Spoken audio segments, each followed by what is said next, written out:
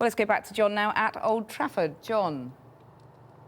A brief burst of sunshine greets you at Old Trafford. Our main story tonight, Sir Alex Ferguson's decision to retire as Manchester United's manager after 26 years in charge, 38 trophies under his belt.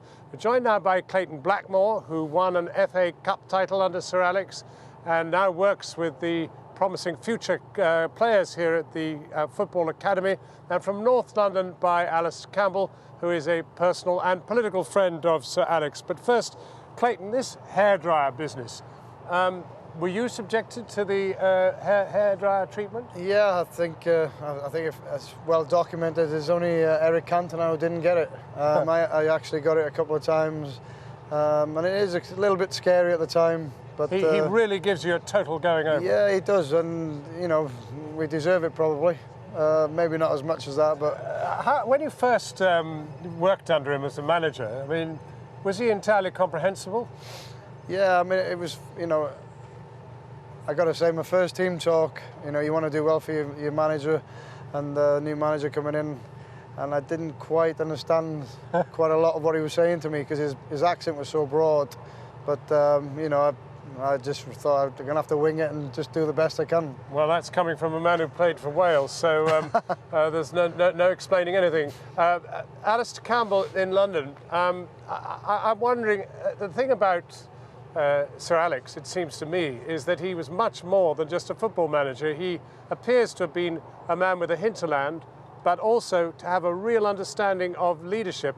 And I'm delighted to find out that from you, actually, from your blog, that he's read one of the great books on leadership, Lincoln Team of Rivals. What do you make of him?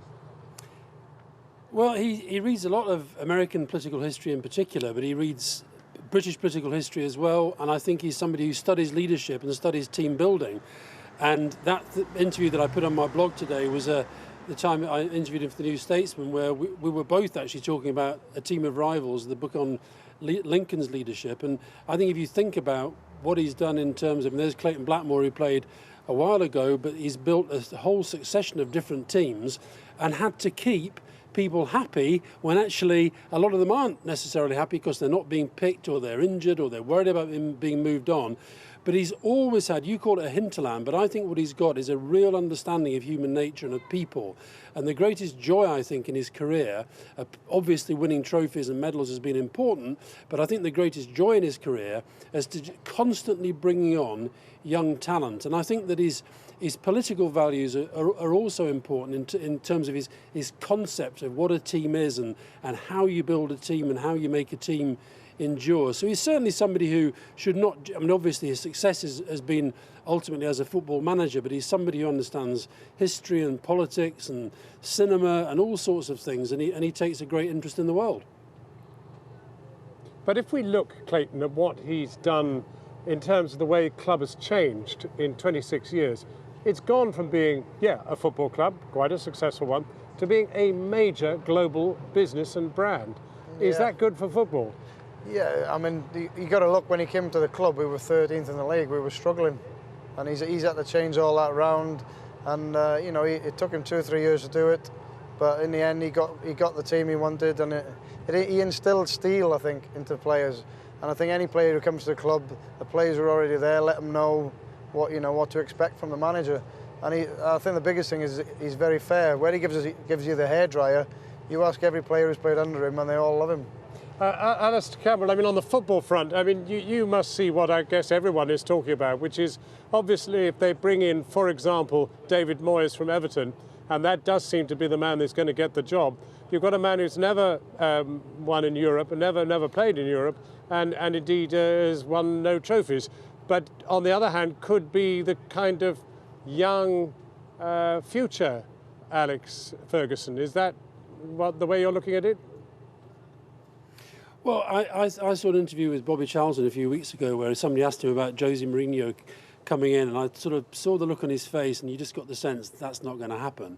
And I think the thing about David Moyes, he's Scottish, he's working class. He does actually happen to be a Labour supporter as well, but we can park that for the moment. But I think what he's got is that sense of understanding about the values at the heart of a football club. That's why people at Everton, even though, as you say, largely due to lack of resources, he hasn't necessarily won trophies, but he's built something at Everton that is absolutely extraordinary given what that club is.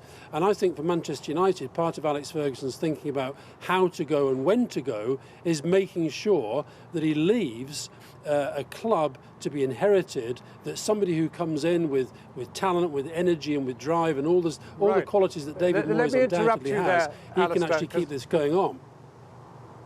We're running out of time, but I want to ask you a very quick question to a quick answer, and that is, he is a political man. Did he time it today deliberately because of what else was going on today? A good day to bury difficult news? No, absolutely not. I think that I must admit, I'm quite surprised that you're leading on this as opposed to the Queen's speech, but that probably says something about the paucity of the Queen's speech, if I can be, just for a moment, be political. But no, listen, there was never a good time, Alistair, but I think he's going out at the right time. Alistair, you've had your Fergie time. We've got to go. Thanks very much indeed for joining us, and thank you, Clayton, too.